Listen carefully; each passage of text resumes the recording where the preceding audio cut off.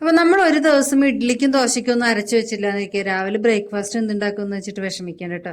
വളരെ ഈസി ആയിട്ട് നമുക്കൊരു ബ്രേക്ക്ഫാസ്റ്റ് ഉണ്ടാക്കിയെടുക്കാം.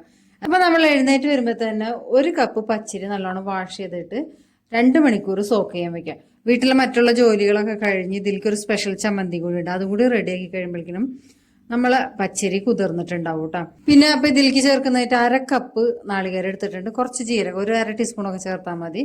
പിന്നെ 2 ടേബിൾ സ്പൂണ് ചോറ് എടുത്ത് വെച്ചിട്ടുണ്ട്. 3 വറ്റൽമുളക്, ഒരു 4 ചെറിയ ഉള്ളി, കുറച്ച് കറിവേപ്പിലയും എടുത്തിട്ടുണ്ട് കേട്ടോ. ഇത് നമുക്ക് എല്ലാം കൂടി നല്ലോണം അരച്ചെടുക്കണം. അപ്പൊ ആദ്യം അരയ്ക്കേണ്ടത് നമ്മൾ പച്ചരിയും നാളികേരം ഈ ചോറും കൂടി കുറച്ച് ഉപ്പും കൂടി ചേർത്ത് നല്ലോണം അരച്ചെടുക്കുക. അതിനുശേഷം ഈ വറ്റൽമുളകും ചെറിയ ഉള്ളിയും കറിവേപ്പിലയും കൂടി ജീരകം കൂടി ചേർത്തിട്ട് ഒന്ന് അടിച്ചെടുത്താൽ മതി കേട്ടോ. ഇപ്പൊ ഒരു മിക്സിയുടെ ജാർ എടുത്തിട്ടുണ്ട്. ഇതിലേക്ക് നമ്മൾ വെള്ളത്തിലിട്ടിങ്ങനെ റൈസ് ഇട്ട് കൊടുക്കാം കേട്ടോ.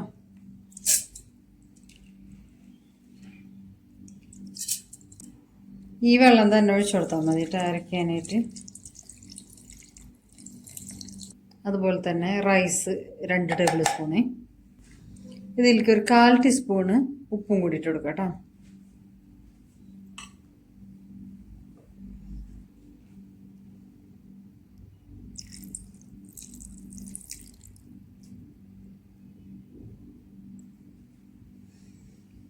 ഇനി ഇത് നല്ലോണം നമുക്കൊന്ന് അരച്ചെടുത്തോണ്ട് വരെ. അരി നല്ലോണം അരച്ചുകൊണ്ട് വന്നിട്ടുണ്ട്. ഇനി നമ്മൾ എടുത്ത് വെച്ചിരിക്കുന്ന ഉള്ളി ഒന്ന് ചെറുതായിട്ടൊന്ന് കട്ട് ചെയ്തിട്ട് കൊടുക്കുക. ഇത് വലിയ ഉള്ളിന് കേട്ടോ. ജസ്റ്റ് ഒന്ന് ചതച്ചെടുക്കുക വേണ്ടേ.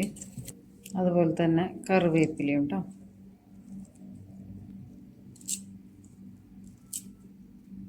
എടുത്ത് വെച്ചിരിക്കുന്ന വറ്റൽമുളക് കൂടി ഇട്ട് കൊടുക്കാം. 1/2 ടീസ്പൂണ് ജീരകം കൂടി ഇട്ട് കൊടുക്കുക. ഇത് ജസ്റ്റ് ഒന്ന് അടിച്ചിട്ടൊന്ന് ക്രഷ് ചെയ്താൽ മതിയേ. ക്രഷ് ചെയ്ത് കൊണ്ടുവന്നിട്ടുണ്ട് കേട്ടോ. ഇതൊരു ബൗളിലേക്ക് ഒഴിച്ചു കൊടുക്കാം. അധികം കട്ടയാവരുത്, എന്നാൽ ഒരുപാട് വെള്ളത്തിലാവണ്ട കേട്ടോ. ഇതിൻ്റെ കൺസിസ്റ്റൻസി എന്ന് പറഞ്ഞാൽ ഇങ്ങനെ ഒഴിക്കേണ്ട കാര്യത്തിൽ വേണം കേട്ടോ.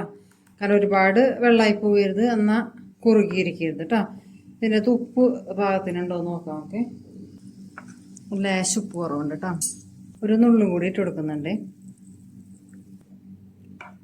നമ്മൾ പാൻ ചൂടായിട്ടുണ്ട് കേട്ടോ. കുറച്ച് ഒഴിച്ച് കൊടുക്കാം. നല്ലോണം ചുറ്റിച്ച് കൊടുക്കും. നമ്മൾ അപ്പത്തിൻ്റെ പോലെ കണ്ട ഹോൾസൊക്കെ വരുന്നുണ്ട് കേട്ടോ. ഇതിനൊന്ന് മൂടി വെച്ച് കൊടുക്കാം കേട്ടോ. അതൊന്ന് വെന്തിട്ടുണ്ടാവും കേട്ടോ. അപ്പോൾ നമുക്കിത് ഓപ്പൺ ചെയ്തിട്ട് കുറച്ച് വെളിച്ചെണ്ണ ഇതിൻ്റെ മുകളിലൂടെ ഒന്ന് സ്പ്രെഡ് ചെയ്ത് കൊടുക്കാം കേട്ടോ.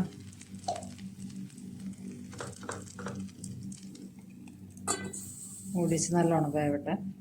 വെന്തിട്ടുണ്ടോ നോക്കി. വെന്തിട്ടുണ്ട് കേട്ടോ. അപ്പോൾ അത് നമുക്ക് ഒരു കാസറോളിൻ്റെ അകത്തേക്ക് ഇട്ട് വെച്ചിട്ട് അപ്പോൾ ചൂടോട് നമുക്ക് കഴിക്കാം.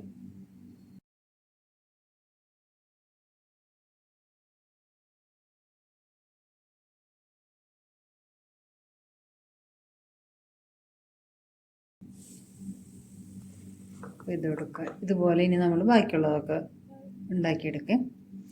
ഇനി നമുക്ക് ഇതിൻ്റെ കൂടെ കഴിക്കാനുള്ള ഒരു സ്പെഷ്യൽ ചമ്മന്തി ഉണ്ടാക്കിയെടുക്കുക. ഇതിനായിട്ട് ഞാൻ 1 കപ്പ് നാളികേരം എടുത്തിട്ടുണ്ട്. ഇത് ശരിക്കും എടുക്കേണ്ടത് നാളികേരം കൊത്തണം കേട്ടോ. നല്ല ഉണക്ക നാളികേരത്തിൻ്റെ നമുക്കിവിടെ കിട്ടാനില്ല എന്നറിയാലോ. അപ്പോൾ ഉള്ളത് വെച്ച് അഡ്ജസ്റ്റ് ചെയ്യേ. ഇതിലേക്ക് ഒരു 3 വെളുത്തുള്ളി എടുത്ത് വെച്ചിട്ടുണ്ട്. വലുത് കാരണം കൊണ്ടാണ് ഞാൻ 3 എടുത്തേക്കുന്നത് കേട്ടോ. ഇത് ഇതിൻ്റെ അകത്തേക്ക് ഇട്ട് കൊടുക്കാം. ഇനി എരിവിനായിട്ട് മുളക് പൊടിയാണ് ഇട്ട് കൊടുക്കുന്നത്. 1 ടീസ്പൂൺ ഞാൻ ഇട്ട് കൊടുത്തിട്ടുണ്ട് കേട്ടോ. കുറച്ച് എരിവ് ഇരുന്നോട്ടെ. 1/4 ടീസ്പൂണ് ഉപ്പ് ഇട്ട് കൊടുക്കുന്നുണ്ട്. ഇനി ഇതൊന്ന് ചതച്ചെടുത്തോണ്ട് വരെ. ചമ്മന്തി റെഡിയാക്കി കൊണ്ടുവന്നിട്ടുണ്ട് കേട്ടോ. ഇതിൻ്റെ അകത്തേക്ക് നമുക്കൊരു വറവിടണം. അപ്പോൾ ഒരു പാൻ വെച്ച് കൊടുക്കാം.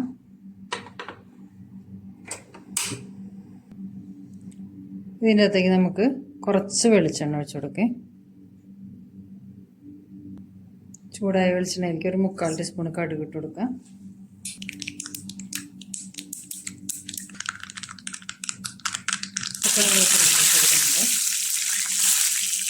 ഫ്ലെയിം ഓഫ് ചെയ്തിട്ട് ഈ ചമ്മന്തിയിലേക്ക് ഒഴിച്ചു കൊടുക്കാം കേട്ടോ.